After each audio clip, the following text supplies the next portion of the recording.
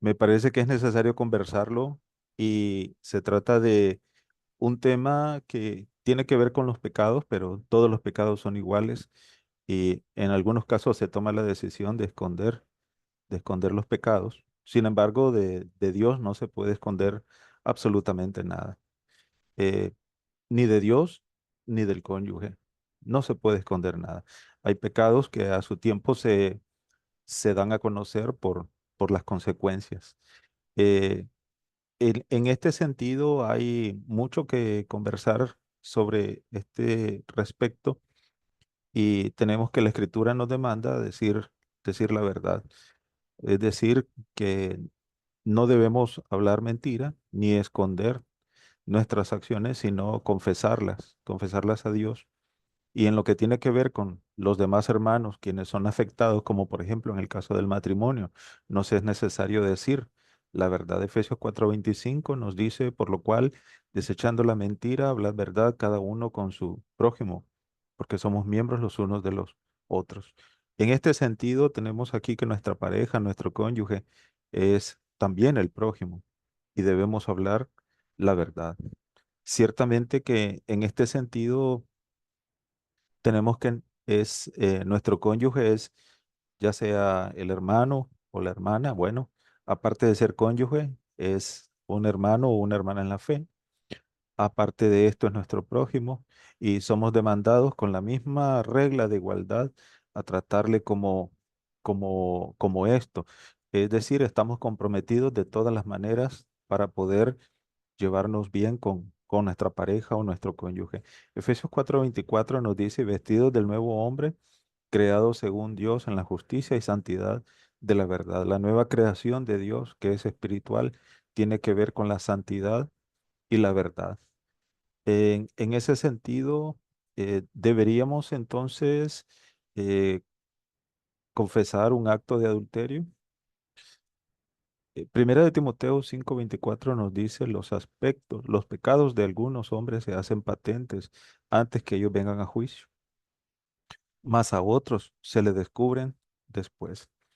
Bueno, hay casos donde uno puede, cuando se peca, se quiere contener el pecado y mantenerlo lo más escondido posible, como en el caso de David, que él quería mantener su pecado escondido y tardó hasta quizás un año en mantener su pecado allí, pero Dios le hizo saber que él ya sabía de cuál era su pecado y le castigó por ese pecado.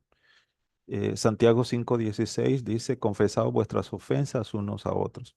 La palabra confesar quiere decir en los mismos términos, es decir, los pecados tienen nombre y apellido.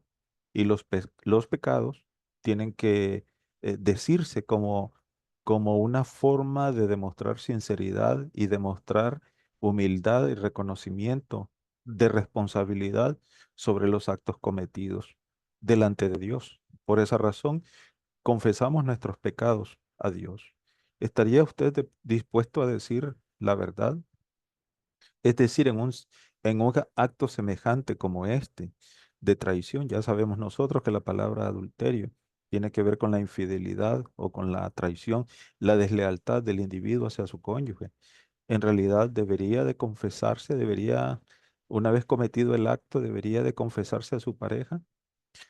Si estuviera, por supuesto, en esta situación. Primera de Corintios, capítulo 16, verso 13 dice, velad, estad firmes en la fe, portaos varonilmente. Es decir, valor, requiere mucho valor. Esto varonilmente es un comportamiento de valor. O sea, alguien que asume un perfil de una persona responsable o madura que sabe cuál es su situación, la acepta y enfrenta esta situación, aunque en realidad no sea algo que le traiga agrado porque es un acto contrario a la voluntad de Dios y se debe tener esta clase de comportamiento varonil frente a esta actitud.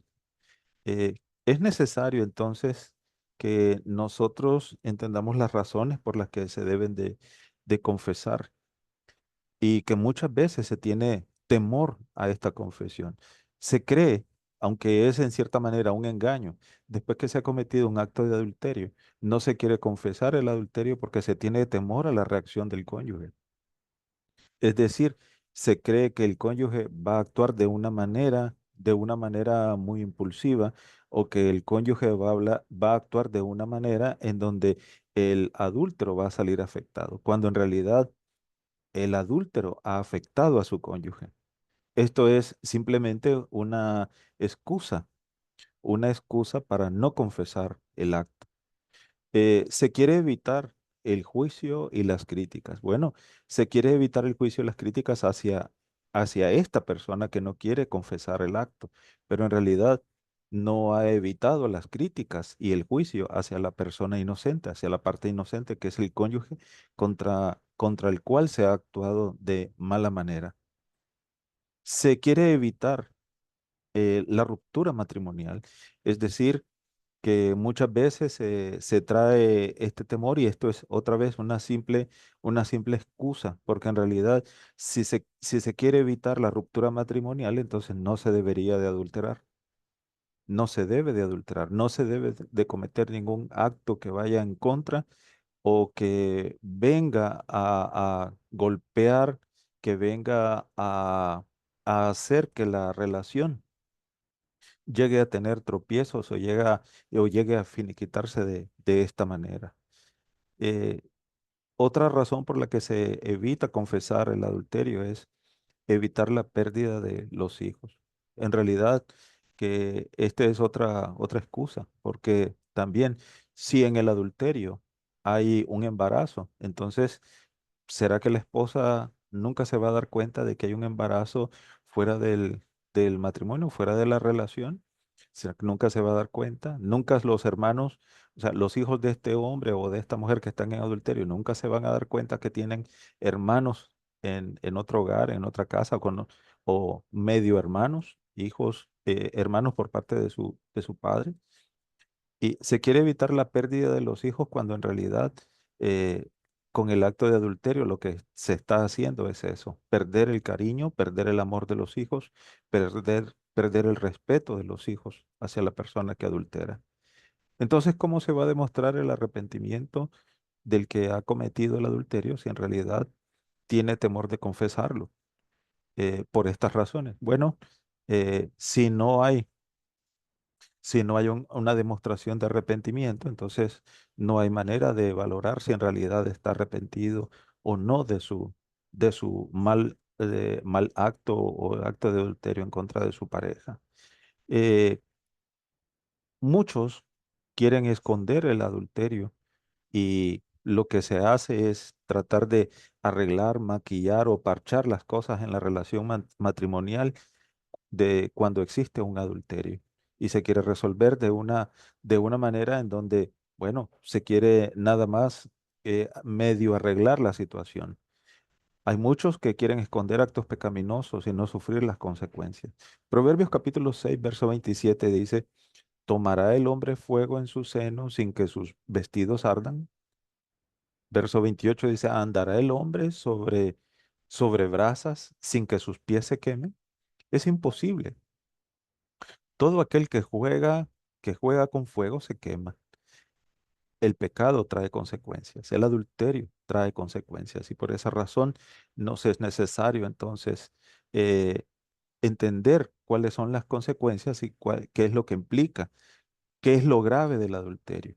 El adulterio es grave porque el adulterio tiene que ver con una forma, una actitud hacia la pareja con la que se convive, hacia el cónyuge con el que se ha pactado delante de Dios, el cónyuge con el que se vive una relación muy legítima, muy limpia, y se ensucia con el adulterio. El adulterio es grave. Primera razón porque el adulterio es grave, porque el adulterio merece el repudio, según Mateo capítulo 19, versículo 9, hacia donde vamos a ir en este momento. Mateo capítulo 19, verso 9. El adulterio es grave porque la persona que adultera merece ser repudiada. Dice Mateo 19, 9.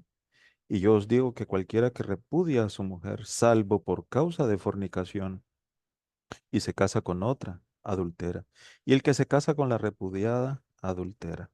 Es decir, solo hay una razón por la cual uno se puede divorciar y volverse a casar, y esa razón es el adulterio, la fornicación, es decir, la traición, la infidelidad. Y en ese sentido, la parte que ha ofendido, la parte ofensora, la parte culpable, es la que merece ser repudiada porque ha traicionado y ha sido desleal a la relación. Esa es la primera razón. Por eso es que el adulterio es grave. En segundo lugar, el adulterio es grave porque merece que la víctima se vuelva a casar.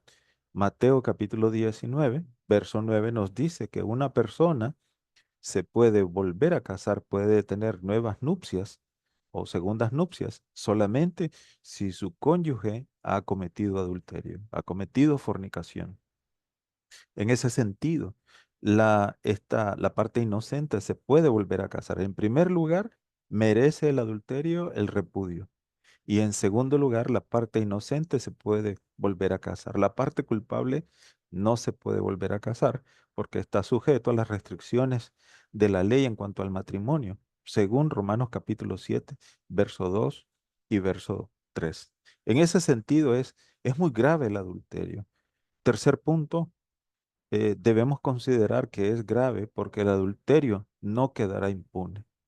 Hebreos capítulo 13, verso 4 nos dice acerca de lo que Dios considera que debe de ser la consecuencia para aquel que es encontrado en el acto del adulterio o que permanece en adulterio o que desea vivir así en cuanto a su vida. Hebreos capítulo 13, verso 4 dice nuestro texto ahí, dice, honroso sea en todos el matrimonio y el hecho sin mancilla, pero a los fornicarios y a los adúlteros los juzgará Dios. Este texto no está hablando de que en el día del juicio Dios va a tener una oficina aparte en donde va a tratar con los adúlteros y les va a escuchar, como muchas veces se quiere proponer de parte de aquellos que han adulterado y que han dejado a su primer cónyuge y ahora están en una relación de adulterio y he escuchado yo pensamientos así como yo me acojo a la misericordia de Dios en el día final al texto de Hebreos capítulo 13 verso 4 como dando a entender de que Dios en ese momento va a tratar con ellos de forma personal, cuando en realidad el texto no dice eso. El texto dice que todos aquellos que son adúlteros y que deciden vivir su vida así, y en ese día van a ser castigados, no van a quedar impunes. En ese sentido, esto hace que el adulterio como relación sea, como práctica, sea grave. Punto 4, es grave porque es mostrar deslealtad hacia el cónyuge. La palabra lealtad o ser leal quiere decir cumplir cumplir con los aspectos de un pacto. Deslealtad quiere decir falto de cumplimiento a los acuerdos hechos previamente. Malaquías capítulo 2 verso 14 nos dice que Dios repudia, a Dios no le agrada el divorcio, pero había un señalamiento, una crítica muy fuerte hacia los judíos según Malaquías capítulo 2 verso 14 dice, mas diréis, ¿por qué? Porque Jehová ha atestiguado entre ti la mujer de tu juventud, contra la cual has sido desleal, siendo ella tu compañera y la mujer de tu pacto. Se es desleal cuando alguien decide adulterar en contra de su cónyuge. Se es desleal. Y ahí se muestra en este sentido que no quiere cumplir con su parte del pacto con su cónyuge y el pacto que ha hecho con Dios, según este texto. Y la palabra desleal, fíjense que se muestra en el verso 15 y en el verso 16, diciendo en la parte final del verso 16, no seáis desleales. Es decir, no ser desleales con la esposa en todo sentido. Se puede ser desleal en cuanto a la fidelidad, se puede ser desleal. Se puede ser desleal también en cuanto al cumplimiento de las responsabilidades matrimoniales, la alimentación, el cuido, el respeto. Se puede ser desleal en todos los sentidos. Pero una de esas áreas en donde mucho se ve la deslealtad es en la fidelidad. Mucho se ve acerca de esto. 5. ¿Por qué el adulterio es grave? Porque el adulterio rompe lo que Dios ha unido, según Mateo capítulo 19, verso 6 nos dice, lo que Dios unió, no lo separe el hombre. Lo que Dios unió, no lo separa el hombre, dice nuestro versículo, dice así que no son ya más dos, sino una sola carne, por tanto lo que Dios juntó, no lo separa el hombre. Lo que Dios une, el adulterio lo puede separar, lo puede romper, lo puede desatar. Y en ese sentido, el adulterio como causa de ruptura de una relación es grave, porque pone al hombre en rebeldía contra Dios, desuniendo lo que Dios ha unido legítimamente. Por eso pone el adulterio como un aspecto o un pecado que trae graves consecuencias en la pareja y en el ser humano, en el que lo practica. Aspecto número 6: el adulterio no promueve la paz a la que Dios nos ha llamado. Según Primera de Corintios capítulo 7, verso 15, nos dice que Dios nos ha llamado a paz.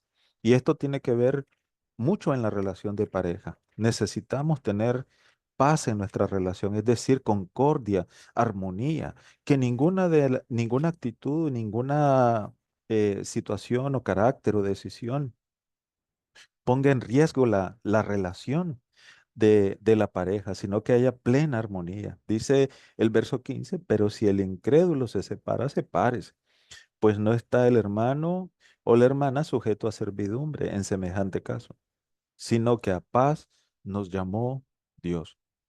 Nuestra relación matrimonial es una relación en donde los dos estamos de acuerdo o estamos en el desarrollo, en la evolución de nuestro matrimonio, nos estamos poniendo de acuerdo y todo lo que favorece a nuestra relación para ponernos de acuerdo es bienvenido, es bueno. Esto es de Dios, lo que nos favorece para ponernos de acuerdo. Pero el acto de adulterio no nos ayuda a ponernos de acuerdo porque no nos trae paz y armonía en el hogar, sino que nos trae destrucción, nos trae odio, rencor, resentimiento, ruptura. Y todas estas cosas no promueven la paz dentro de la relación matrimonial. 7. El adulterio no contribuye con el propósito de ayudar en la salvación del cónyuge. Según Primera de Corintios, capítulo 7, verso 16, en nuestra relación matrimonial debemos de ayudar a nuestro cónyuge para que se salve.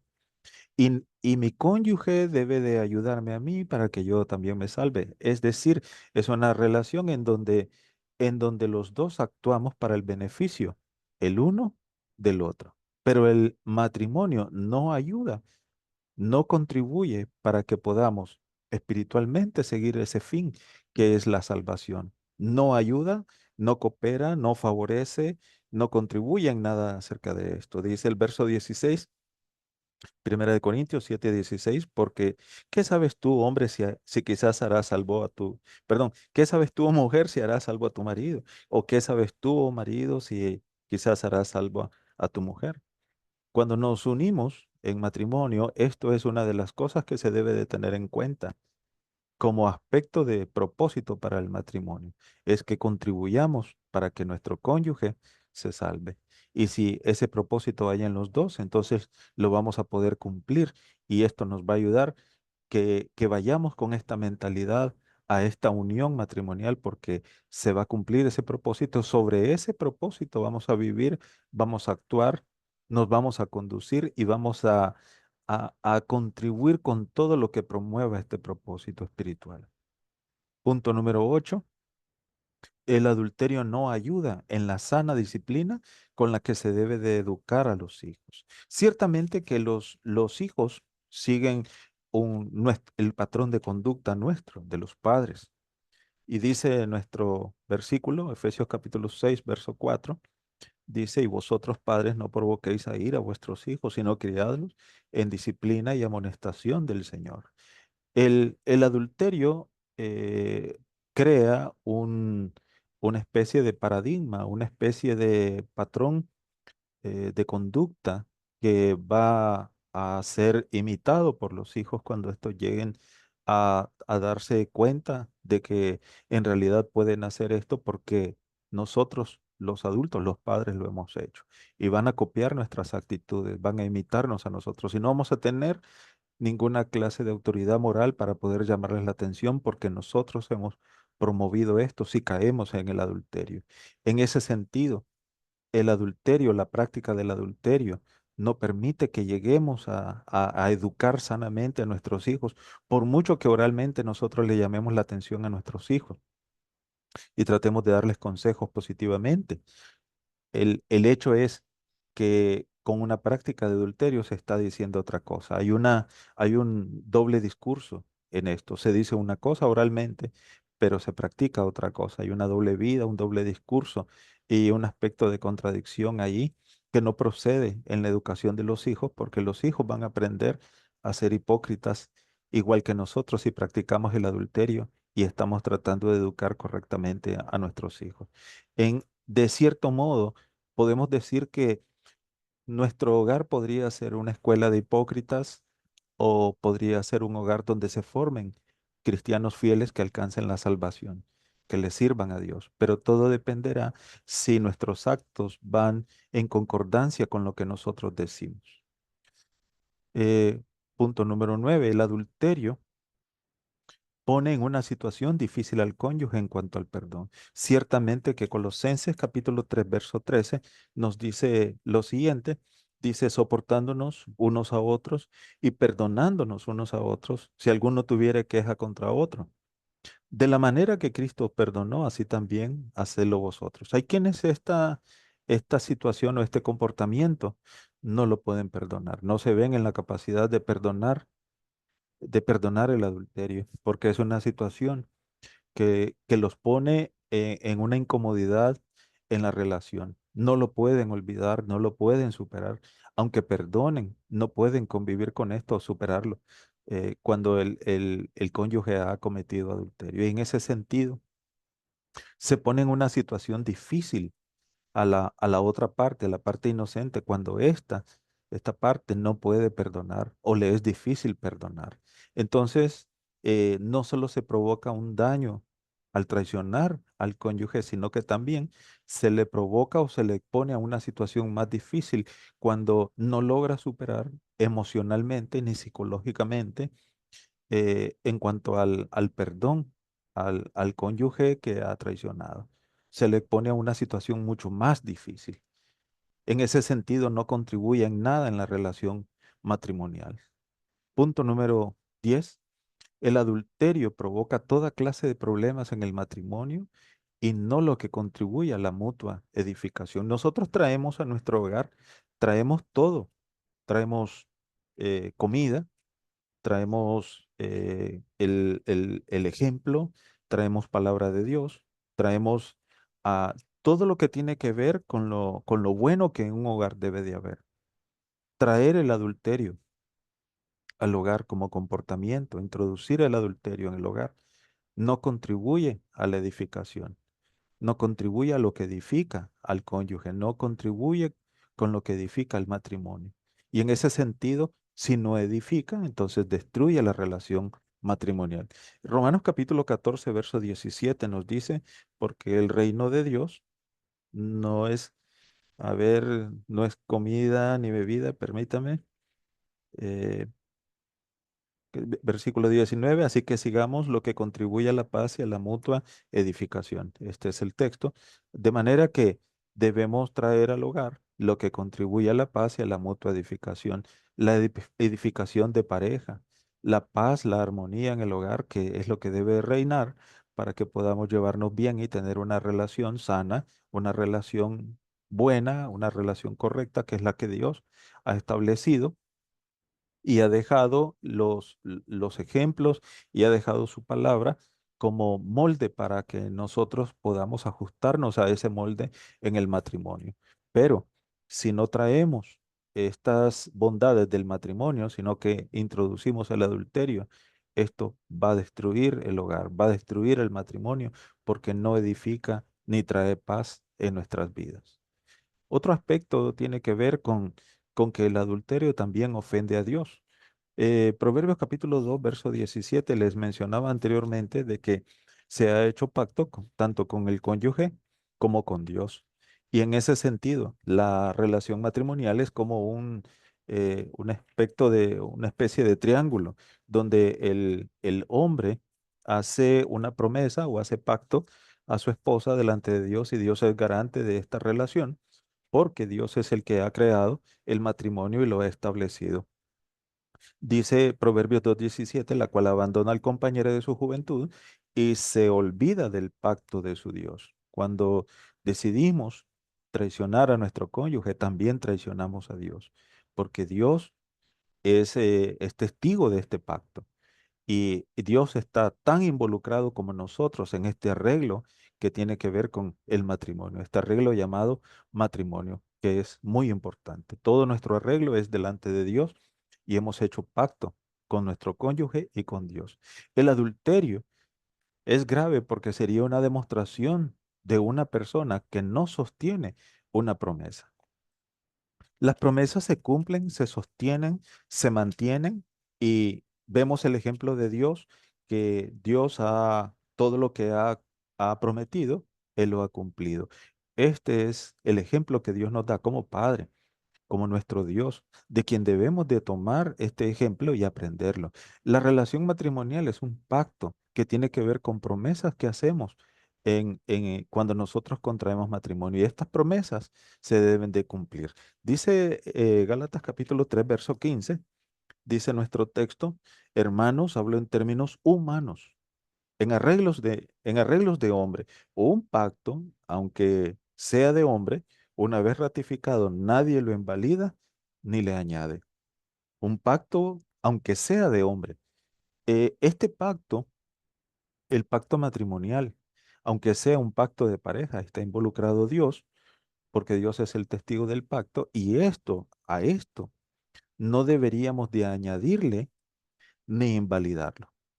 Es decir, lo que le invalida este pacto, lo que lo lleva a la invalidación, a la desunión, a la ruptura, es el adulterio. Y en ese sentido, no debemos de contribuir para que este pacto se rompa, sino que más bien debemos de tenerlo. O sea, mantenerlo, sostenerlo con nuestro comportamiento fiel hacia nuestro cónyuge. Punto número 13, el adulterio solo puede ser maquinado en un corazón lleno de maldad. Nuestro texto aquí es Mateo capítulo 15, verso 18, y es en realidad de donde nace el adulterio, nace del corazón, pero de un corazón malo. Mateo capítulo 15, verso 18 nos dice, pero lo que sale de la boca del corazón sale, y esto contamina al hombre, porque del corazón salen los malos pensamientos, los homicidios, los adulterios. Cuando alguien decide adulterar, previamente ya lo ha meditado, lo ha considerado en su corazón, pero ha considerado hacerle daño a su pareja. Y en ese sentido, el corazón de este que ha decidido adulterar está contaminado. Tiene un corazón malo, un corazón que tiene perversidad. Y en ese sentido, este corazón piensa hacerle daño a su cónyuge. Es un corazón que es dañino, porque el adulterio daña al cónyuge, porque el adulterio daña la relación. El adulterio es grave porque también envuelve la práctica de otros pecados como la mentira, el egoísmo, el engaño, la carnalidad, la codicia, entre otros. Es una familia de pecados la que envuelve el adulterio. Para convencer a una persona de que se incline por alguien, entonces hay que decirle muchas mentiras. Y si la persona, al ser casada, le va a tener que decir que es soltero para poder convencer a esta persona para adulterar. Para poder convencer a esta persona le va a tener que decir que no quiere a su cónyuge legal, que no le quiere, o que le quiere menos, o que está enojado, o decirle muchas mentiras para poder convencer a esta persona para tener una relación de adulterio. También es egoísta, quien comete adulterio es egoísta porque está pensando en sí mismo y no en su cónyuge, que su cónyuge va a ser motivo de burla, va a ser expuesto. Pero también hay engaño y carnalidad porque esto es una obra de la carne, el adulterio es una obra de la carne. Pero también antes de llegar al adulterio, a consumarse, hay codicia.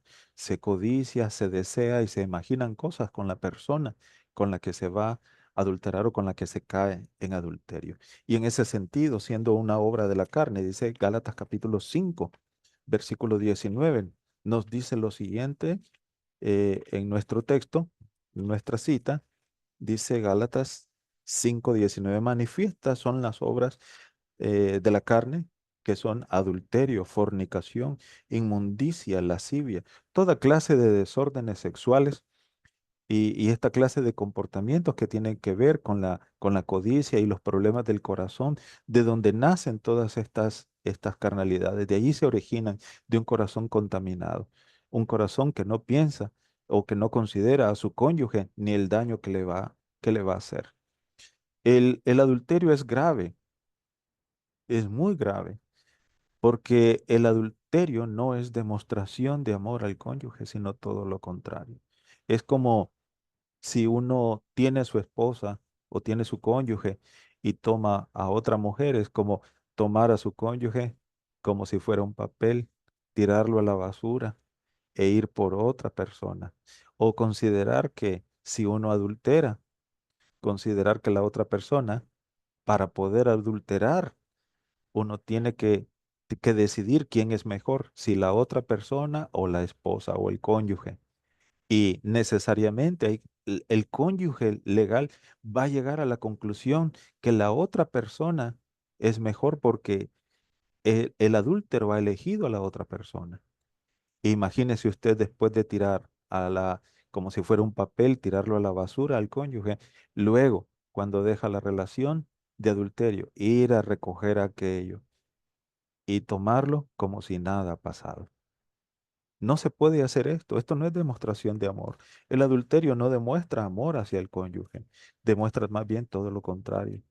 Colosenses capítulo 3, verso 19, nos dice en cuanto a las demandas de Dios, maridos, amad a vuestras mujeres y no seáis ásperos con ellas. El adulterio no es demostración de amor, sea de cualquiera de las partes que sea de la esposa o sea del esposo, no es demostración de amor, es sino todo lo contrario. El adulterio no constituye el verdadero amor, pues el verdadero amor no hace daño al prójimo. A veces se cree que uno puede convivir con dos personas y que el amor se puede compartir. Bueno, que muchas veces se puede amar tanto a una persona como a la otra a la misma vez. No se puede. En el libro de Mateo se nos decía, en el capítulo 6, no se puede servir a dos señores, no se puede amar a dos señores. Una persona no puede amar a dos esposas. Una persona no puede amar a dos esposos. Tiene que amar a una y decidirse solamente por una. Sin embargo, muchas personas se atreven a decir que pueden vivir con dos. Primera de Corintios capítulo 13 verso 9 y verso 10 dice en el capítulo 13 en cuanto al amor, dice, permítame, bueno, el verso 5 dice que el amor no hace nada indebido, no busca lo suyo, no se irrita, no guarda rencor. Dice en cuanto al amor, no se goza de la injusticia, más se goza de la verdad. Pero dice el verso 5 no hace nada indebido. Ahí está mal la cita, pero es el verso 5 no hace nada indebido en cuanto al prójimo, sino hace todo lo que es debido. El adulterio es una situación que muchas veces se oculta y se hace en lo oculto, en las sombras, en la oscuridad, en el escondite, en lo escondido. Así se hace el adulterio. Pero el verdadero amor no hace daño al prójimo. El verdadero amor no hace nada indebido en lo oculto, sino que todas las cosas son claras con su pareja. No sostiene una relación extramatrimonial, sino que solamente sostiene una relación con su pareja, porque ha decidido serle fiel a su pareja el resto de su vida. El aspecto número 17, el adulterio es grave, porque al no ser perdonado, el que lo practica la parte inocente cargará con la culpa de aquel traicionado que no tuvo capacidad de perdonar la traición.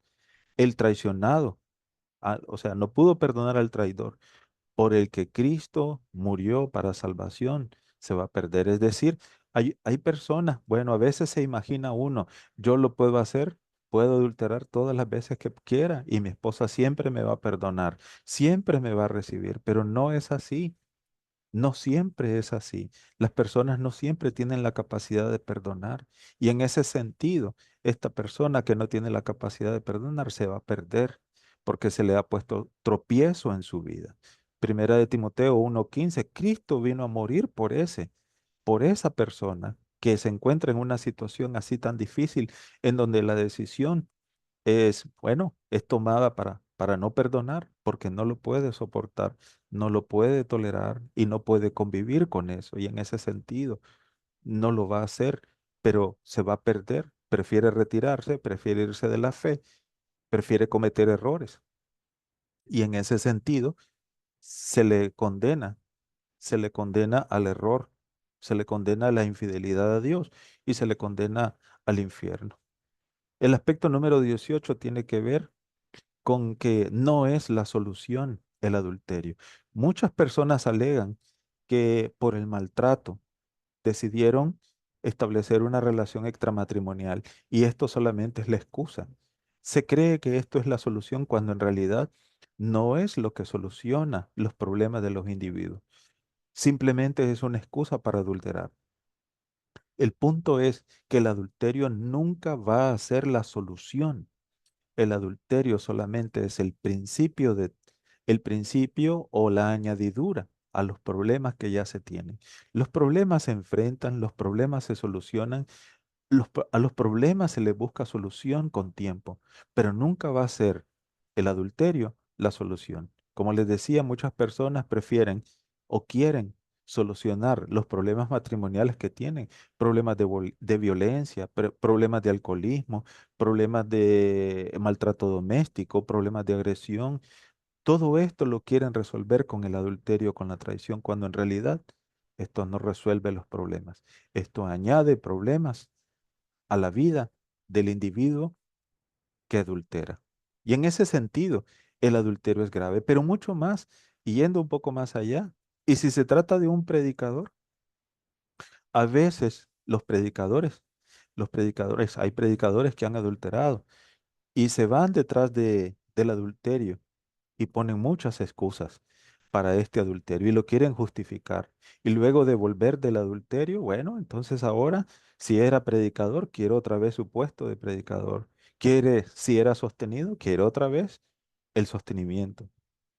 Quiere otra vez volver a las cosas como si tal y fueran como antes, después de haber destruido su relación matrimonial, después de haber destruido su familia, después de haber destruido a sus hijos, después de haber destruido y dejar en mal a Dios y dejar en mal a la iglesia. Entonces, así pasa, se quiere volver como si nada, a retomar otra vez el ministerio, a creer que se le puede tener confianza cuando en realidad una actitud como esta de adulterio es muy grave porque se hace perder la confianza de todos aquellos a los cuales la iglesia les ha dado confianza para que les predique, para que les sirva, para que les ministre. Y muchas veces, por ir detrás del adulterio, no se piensa en lo que se va a perder. Es al menos aquí tenemos 19 razones para no adulterar, aunque yo sé que hay más y debemos de pensar en Dios, pensar en nuestra salvación, pensar en la eternidad, pensar en el daño que se le hace a la iglesia y pensar en todo lo dañino que es el adulterio en nuestra relación matrimonial y en nuestra vida. Por esa razón es que no se debe adulterar. Decía un hermano, si no quiere pasar la vergüenza de las consecuencias del pecado, entonces no peque. Muchas veces queremos pecar y no pasar las consecuencias del pecado, las consecuencias de nuestros actos. Y en ese sentido, no se puede. No se puede hacer esto. Muchas veces a las personas se les hace participar del pecado también tratándose de los padres, de los hijos, de los familiares y hasta los amigos. Y muchas veces se les hace participar de esto como si fuera un acto de bondad o como si fuera algo limpio, como si fuera algo espiritual. Muchas veces se les dice, los padres llegan a conocer que los hijos están en adulterio y los padres lo permiten. Los padres lo consienten y en ese sentido el adúltero le pide a los padres que por favor guarden silencio y los padres guardan silencio. Ya se le hizo partícipe a ellos de este pecado. O a los hijos. Se le pide a los hijos que guarden silencio cuando se tiene una relación extramatrimonial donde se está traicionando al cónyuge, al padre de estos se le está traicionando y se le pide a los hijos que guarden silencio. Y a veces esto lleva a problemas muy graves porque las personas se burlan del cónyuge que es inocente, se burlan de la parte inocente, critican a la parte inocente. Y muchas veces en este sentido, la parte inocente no sabe ni por qué las personas actúan así hasta que se dan cuenta que el cónyuge ha caído en adulterio. Y provoca tristeza, provoca llanto, provoca resentimiento, provoca rencores, provoca odio, provoca malestares. Y abre heridas que son muy difíciles de cerrar. El adulterio hiere, el adulterio destruye y no son fáciles de cerrar las heridas en el cónyuge que tiene heridas por adulterio, por esta ofensa tan grave. Romanos capítulo 1, verso 32 dice, quienes habiendo entendido el juicio de Dios, que los que practican tales cosas son dignos de muerte, no solo las hacen, sino que también se complacen con los que la practican. Es decir, se complacen y participan de esto con el hecho de estar de acuerdo con guardar silencio por esto. Y ponen al cónyuge a la burla, a la incomprensión, a la confusión, a la desconfianza por acciones que indican algo inusual en el comportamiento. Muchas veces esta clase de efectos trae el adulterio en la relación de pareja. Hay sospechas, hay sufrimiento, hay problemas de desconfianza. Y en ese sentido, es importante destacar todas estas cosas que son efectos del adulterio. Y en ese sentido, no debemos de practicar el adulterio, debemos de pensarlo. Y no estoy diciendo esto como si alguien entre nosotros estuviera practicando esto, sino que lo digo a manera de advertencia. Y lo que yo pienso para mí, también lo pienso a los hermanos. Uno debe pensar muchas, miles, millones de veces antes de cometer un error, porque este error, el pecado de adulterio, es grave, no es fácil de solucionar, no va a quedar impune el que practique el adulterio. Y no es fácil arreglar esta situación cuando se ha cometido. No se puede arreglar tan fácil en la relación de pareja. Y por esa razón quise presentar esta lección para que lo observáramos desde este punto de vista, todas las consecuencias del adulterio. Y por eso, por las consecuencias, se debe considerar que el adulterio es grave, no debe ser practicado, debemos de tener mucho cuidado. Efesios capítulo 4 verso 25, hablad verdad con su prójimo. El cónyuge es el prójimo también y con él se debe de hablar la verdad acerca de estos temas. Aunque las consecuencias vengan, toda persona que comete pecado debe de asumir sus consecuencias y debe de aceptarlas tal como son. Que Dios les bendiga, mis hermanos. Espero que esta lección nos ayude, como me ha ayudado a mí también, y nos ayude a todos para considerar la voluntad de Dios en cuanto a una relación matrimonial que debe de ser muy limpia delante de Dios y una relación que se desarrolle con mucha sanidad en un amor puro y genuino dentro de la relación de pareja, como debe de ser, como nos ha enseñado el Señor y como lo enseña la Escritura. Muchas gracias, hermanos. Que Dios les bendiga.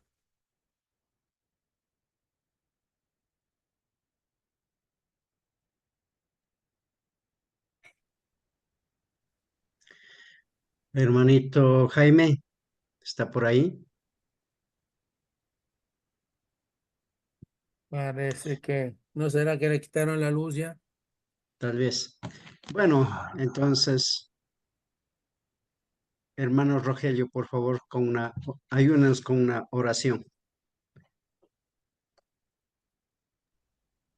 Cómo no, inclinemos nuestro rostro y agradezcamos al Señor por el hermano Harvey que ha traído este hermoso mensaje, y aparte, claro, porque el adulterio no es como un juego, es una cosa que perjudica al hombre soberanamente.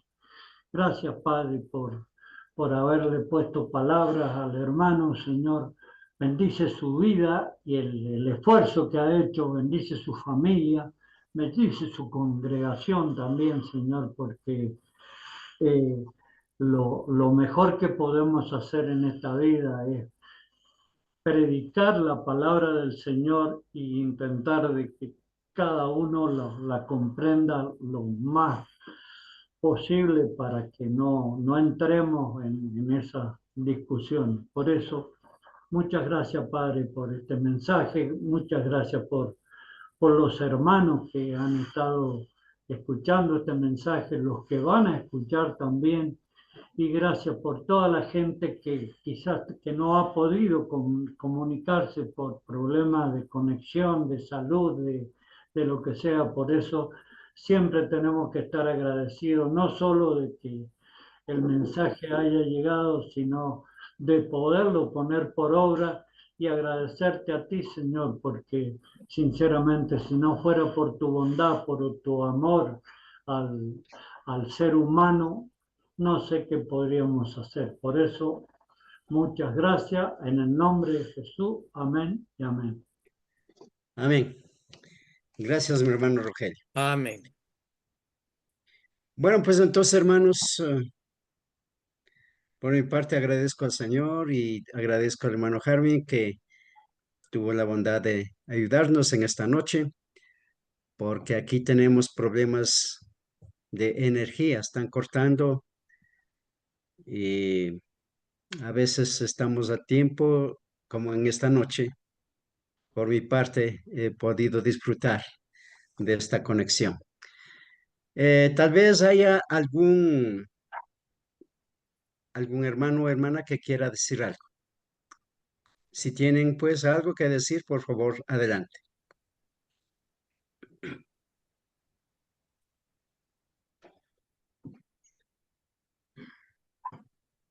Hermano Proaño Sánchez, por favor, diga lo que tiene en su mente. Proaño Sánchez. Bueno, gracias.